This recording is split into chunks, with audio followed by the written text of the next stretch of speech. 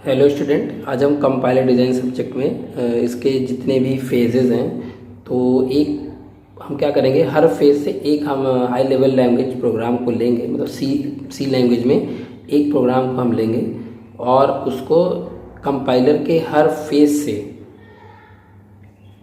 Cross कराते हुए, हर phase से एग्जीक्यूट कराते हुए उसके आउटपुट को देखेंगे कि हर कंपाइलर का जितने भी फेजेस हैं वो किस तरीके से इनपुट को ट्रीट करते हैं और कैसा आउटपुट वो प्रोड्यूस करते हैं। तो चलिए स्टार्ट करते हैं। तो सबसे पहले हम क्या करेंगे, एक हाई लेवल लैंग्वेज का प्रोग्राम लेंगे। जैसा कि एग्जांपल में मैंने लिया है, देखिए आपको लिखा हुआ hash include studio.h main int A B C equal to A plus B into 5 और एक कमेंट लाइन है कैलकुलेशन में, और उसको क्लोज कर दिया फाइनली। अब ये हमारा हुआ प्योर हाई लेवल लैंग्वेज का प्रोग्राम सी में दिया हुआ है। तो सबसे पहले आपको जानना ज़रूरी है कि ये जो हाई लेवल लैंग्वेज प्रोग्राम हमें दिया जाता है, सबसे पहले ये कंपाइलर से पहले भी ये हमारा हाई लेवल लैंग्वेज प्रोग्राम पहले पास होता है प्री प्रोसेसर से।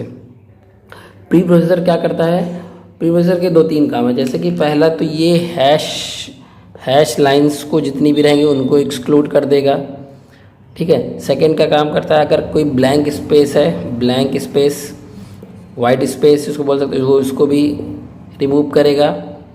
और तीसरा काम करता है कि अगर कहीं पे कमेंट लाइन है तो कमेंट सेक्शन जितना भी होगा, कमेंट सेक्शन जितना भी होगा उनको भी ये रिमूव करेगा। ये 3 काम करेगा। तो सबसे पहले हम जो भी हमने गिवन एग्जांपल उनमें से अगर ये 3 चीज़ें हैं हमारे प्रोग्राम में तो उनको रिमूव करवा देते हैं, क्योंकि कंपाइलर से पहले जो है, कंपाइलर से पहले प्री प्रोसेसर में हमारा सोर्स प्रोग्राम जाएगा। तो चलिए इस एग्जांपल को पहले हम प्री प्रोसेसर से पास करा देते हैं।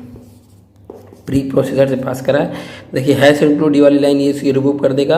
और ये जो studio.h हेडर फाइल है, इसको इसकी जो भी फाइल्स होगी उसको ये अपने कंपाइलर की एक होती है सिंबल टेबल। तो सिंबल टेबल डेटाबेस समझ लीजिए उसका कंपाइलर का। तो उसमें इस studio.h की फाइल को सेव कर लेगा और इस लाइन को रिमूव कर देगा। इसके बाद सेकेंड लाइन आती है मेन। ये तो लेना ही है, तो ये हमने ले लिया मेन। इसके बाद नेक्स्ट लाइन हमारी है int A comma B comma सी। इसमें भी ऐसा कुछ रिमूव करने लायक नहीं है जो कि प्री प्रोसेसर रिमूव करे, तो लिख लेते हैं सिंपल सा int A comma B comma C. Third line है C equal to A plus B into 5। और इसके बाद देखिए यहाँ पे है कमेंट सेक्शन में कैलकुलेशन लिखा हुआ है, इसको भी ये रिमूव कर देगा। ये प्री प्रोसेसर का ही काम है, अभी हम प्री प्रोसेसर पे ही हैं, इसको भी ये रिमूव कर देगा। और इसके बाद इसको क्लोज कर दिया हमने, तो इसको फाइनली क्लोज कर दिया। ये हमारा बना pure high level language programme.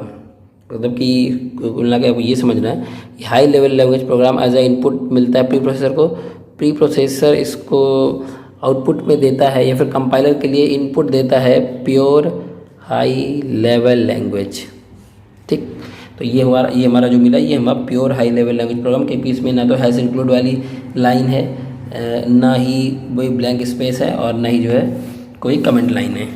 चलिए आगे चलते हैं। अब देखते हैं कि ये जो हमारा प्योर हाई लेवल लैंग्वेज मिला, इसको एज अ इनपुट हम देते हैं अपने कंपाइलर के फेजेस में। जैसा कि यहाँ पे कंपाइलर के देखिए सारे फेज डिफाइन किए गए हैं। तो ये हमारा इनपुट, ये इनपुट हम यहाँ से ले गए और लेक्सिकल फेस में सबसे पहले इनपुट देंगे। तो लेक्सिकल फेस में इनपुट देने पे हमें क्या मिलेगा, इसके बाद वो जो इनपुट देगा वो सेंटेक्स फेस के लिए इनपुट का काम करेगा। फिर जो सेंटेक्स फेस का आउटपुट निकलेगा वो सेमेंटिक फेस के लिए इनपुट का काम करेगा। फिर जो सेमेंटिक फेस का इनपुट मिलेगा वो इंटरमीडिएट कोड जनरेटर के लिए इनपुट का काम करेगा। और जो इंटरमीडिएट कोड जनरेटर का आउटपुट जो होगा वो कोड ऑप्टिमाइज़र के लिए इनपुट का काम करेगा। और फाइनल टारगेट कोड जनरेटर, ये जो है कोड ऑप्टिमाइज़र का दिया हुआ आउटपुट एज अ इनपुट लेकर के फाइनल हमें टारगेट कोड जनरेट करके दे देगा, टारगेट कोड। चलिए अब इसको पास करा के देखते हैं कि कैसे ये इम्प्लीमेंट होगा। तो अब हम क्या करेंगे, इस जो भी हमारा ये प्योर हाई लेवल लैंग्वेज का प्रोग्राम है, इसको हम लेक्सिकल फेज में एज अ इनपुट लेंगे। तो एज अ इनपुट लेने पे ये आउटपुट में क्या हमें देगा, ये चीज़ हमें देखनी है। तो सबसे पहले जैसे सबको पता है कि लेक्सिकल फेस हमारा, ये हमारा केवल अपने हमारे प्रोग्राम को टोकन्स में ब्रेक कर देता है, मतलब कि हमें टोकन जनरेट करके दे देगा कि जो जो हमारे प्रोग्राम में टोकन्स आएंगे बस उन्हीं को कैलकुलेट करके देगा। तो चलिए देखते हैं कि इसमें कितने टोकन हैं इस प्रोग्राम में। तो यहाँ पे आपको कुछ कीवर्ड्स दिख रहे होंगे जैसे कि मेन और इंट, आइडेंटिफायर कुछ दिख रहे हैं जैसे कि A B C, operator plus और मल्टीप्लिकेशन दिख रहे हैं, स्पेशल सिंबल में जितने भी आपके कॉमा लगे हुए हैं, टर्मिनेटर लगा हुआ है या फिर जो ये ब्रैकेट्स लगे हुए हैं, कांस्टेंट में आपका जैसे 5 आपका कांस्टेंट है, तो ये सब सारे कीवर्ड्स को अलग अलग वो ब्रेक करके दे देगा। तो चलिए ब्रेक करके लिख लेते हैं। कीवर्ड्स में आपके आ गया मेन और इंट, आइडेंटिफायर में आपका ए बी सी आ गया, ऑपरेटर में प्लस और मल्टीप्लिकेशन आ गया और असाइन ऑपरेटर आ गया, स्पेशल सिंबल में single open bracket close bracket और ये कॉमा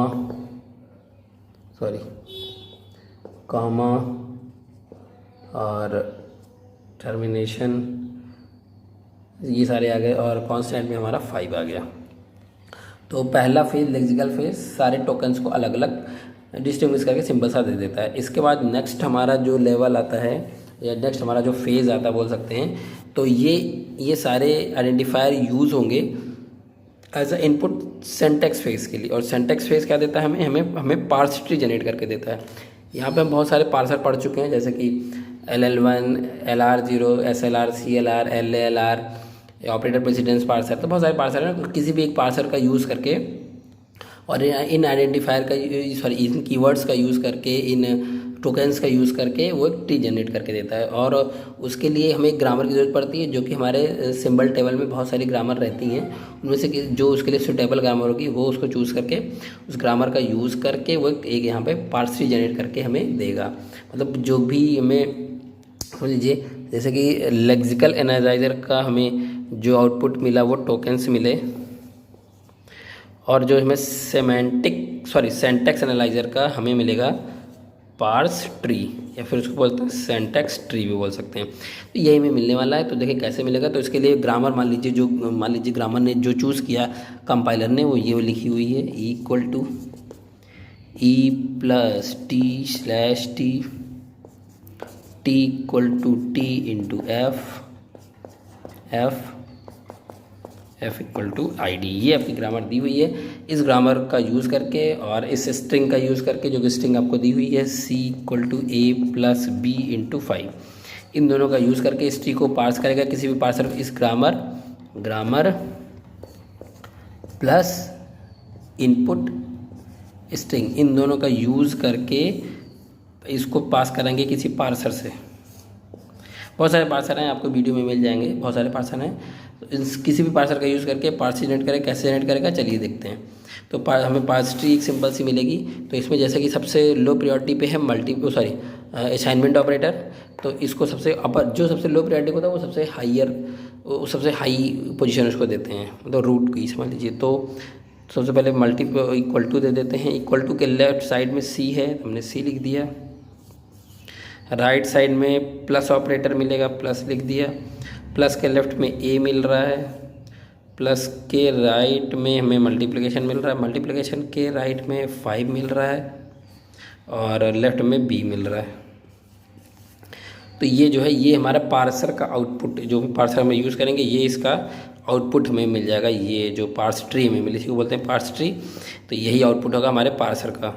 तो ये हमारे सेकंड फेज का आउटपुट हो गया जो कि एज अ इनपुट काम करेगा हमारे सेमेंटिक एनालाइजर के लिए, जो third phase of the compiler है। तो वो कैसे काम करता है चलिए देखते हैं उसका काम क्या होता है। देखिए थर्ड फेज में क्या होता है, जो हमें ग्रामर दी रखी है उसके साथ में एक जो है SDT भी साथ में दी होती है। मतलब मेन काम क्या होता है, सेमेंटिक एनालाइजर का मेन काम क्या होता है, टाइप चेकिंग।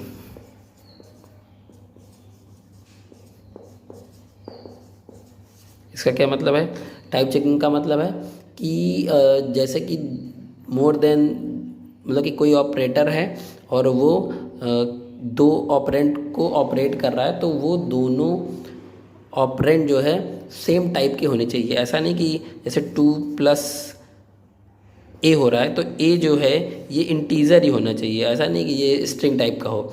ये इंटीजर टाइप है, इंट टाइप का है, ये स्ट्रिंग टाइप का है, तो ये नहीं चलेगा। अगर ऐसा कुछ होता है तो हमारा सिमेंटिक एनालाइजर सिंपल सा एक एरर जनरेट करके वहीं पे रुक जाता है। ठीक है, सिंपल सी बात है। तो ये बस एरर, ये टाइप चेकिंग का ही मेनली काम करता है। और उस टाइप चेकिंग के लिए इसके पास एसडीटी होती हैं। एसडीटी भी आपको वीडियो लेक्चर में मिल जाएगा। एसडीटी क्या होती है, बस बेसिकली यहाँ पे हम देख लेते हैं कि एसडीटी लिखी रहती है यहाँ पे, ग्रामर के साथ ही दी होती है। जैसे कि इस वाले जो ये वाला का प्रोडक्शन है, इसके लिए मान लीजिए एसडीटी आपको दी हुई है E dot value equal to E dot value plus T dot value. Second वाली जो ग्रामर है इसके साथ मान लीजिए ये दिया हुआ है ई डॉट वैल्यू जो लिखा हुआ ई इक्वल टू टी, इसके लिए हमें एसडीटी दी है E dot value equal to T dot value. इस वाले प्रोडक्शन के लिए एसडीटी दी हुई है T dot value equal to T dot value into F dot value. इस वाले प्रोडक्शन के लिए दिया हुआ है मान लीजिए T dot value equal to F dot value. और लास्ट वाले प्रोडक्शन के लिए एसडीटी दिया हुआ है F dot value equal to I D. ये सारी में एसडीटी भी के साथ में ग्रामर के ही दे रखी थी, जो कि हमारे सिंबल टेबल में रहती है। तो क्या करता है, कैसे चेक करता है, देखिए ई डॉट वैल्यू और प्लस टी डॉट वैल्यू, अगर दोनों का टाइप सेम है तभी ये इनको प्लस करेगा, अदरवाइज यहाँ पे एरर जनरेट कर देगा। तो इस तरह से ये टाइप चेकिंग का काम करता है हमारा। ये होता है हमारा थर्ड फेज।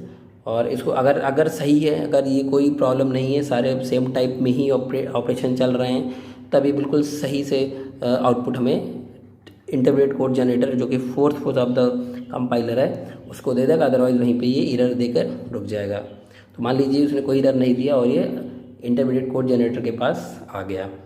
तो अब चलिए देखिए वो क्या करता है इंटरमीडिएट कोड जनरेटर। देखिए इंटरमीडिएट कोड सिंपल सा है कि वो जो है कोड जनरेट करेगा। इंटरमीडिएट कोड क्या करना है, इंटरमीडिएट कोड जनरेट करेगा।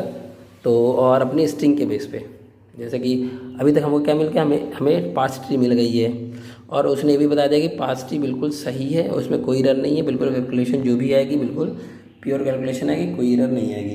तो अभी अब चलते हैं इंटरमीडिएट कोड जनरेटर, जो कि हमें क्या मिलेगा, जो कि इसमें आपने देखा होगा कि intermediate code generator basically use करता है 3 एड्रेस कोड को।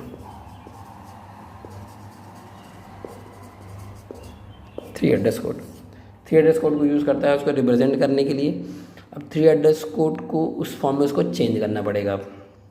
ठीक है, अब 3 एड्रेस कोड हमारा देख लेते हैं। इसका 3 एड्रेस, इस स्ट्रिंग का C equal to A plus B into 5 का 3 एड्रेस कोड बनाते हैं। और उसके बाद उसका बेसिक ब्लॉक बनाएगा, ये इसका क्या 3 एड्रेस कोड बनाएगा, फिर उसको बेसिक ब्लॉक में चेंज करेगा और उसके बाद उसका फ्लो डायग्राम बनाएगा। ये तीनों काम होता है हमारा इंटरमीडिएट कोड जनरेटर का। तो चलिए इसका पहले इंटरमीडिएट कोड जनरेट कर लेते हैं। तो क्या करेगा, सबसे पहले क्या होगा, b इंटू 5 ऑपरेट होगा। तो हमने लिख लिया t1 equal to B into 5, t2 equal to A plus t1, ये इसके साथ ऐड हो गया। और इसके बाद फाइनली हमने c इक्वल टू t2 कर दिया। ये हमारा हो गया इंटरमीडिएट कोड जनरेट हो गया।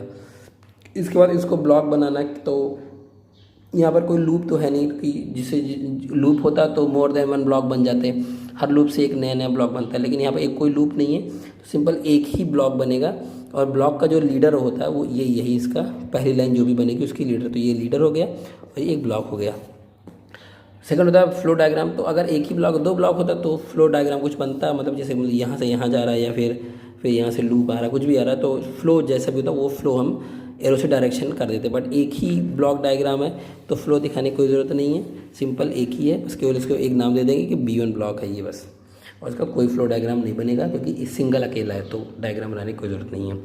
अब इसको एज अ इनपुट ट्रीट करेगा हमारा कोड ऑप्टिमाइज़र। ये कोड ऑप्टिमाइज़र क्या है, ये इस कोड को, ये जो कोड आ रहा है हमारा, इस कोड को ऑप्टिमाइज़ करने की कोशिश करेगा, थोड़ा सा सिंपल बनाने की कोशिश करेगा जिससे कि हमारा स्पेस और टाइम दोनों बच सके। अगर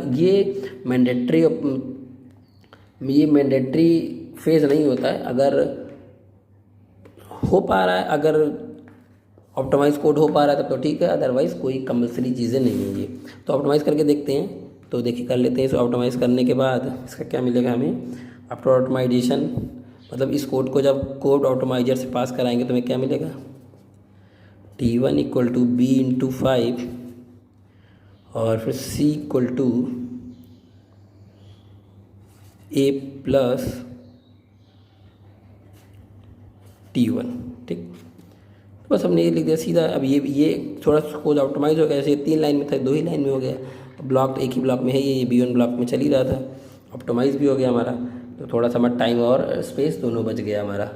अभी नेक्स्ट, अब ये एज अ इनपुट जाएगा टारगेट कोड जनरेटर में, जो कि हमें एज अ असेंबली कोड देगा, जो कि जिसका आउटपुट हमें क्या मिलेगा, असेंबली कोड। अभी टारगेट कोड जनरेटर में जाएगा ये कोड, और ये हमें क्या देगा, असेंबली लेवल लैंग्वेज में देगा। चलिए देखते हैं क्या मिलता है हमें,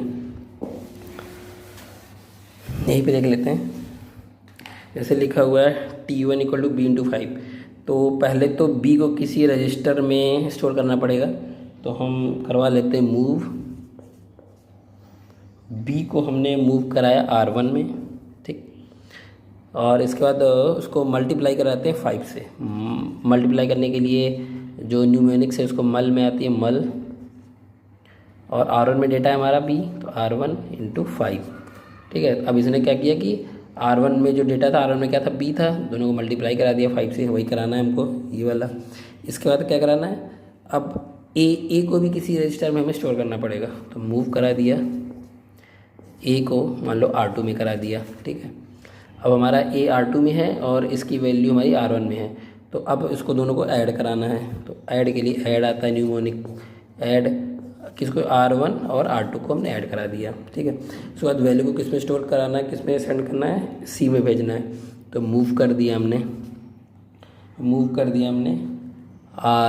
R1 में डेटा जो दोनों को ऐड होके R1 में आया था, तो R1 को मूव कर दिया हमने C में। ठीक, अब ये हमारा हो गया असेंबली कोड। बस कंपाइलर का काम केवल यहीं तक होता है, असेंबली कोड चीज जनरेट करता है, उसके बाद ये कोड जाता है असेंबलर में और हमें मशीन कोड मिलता है।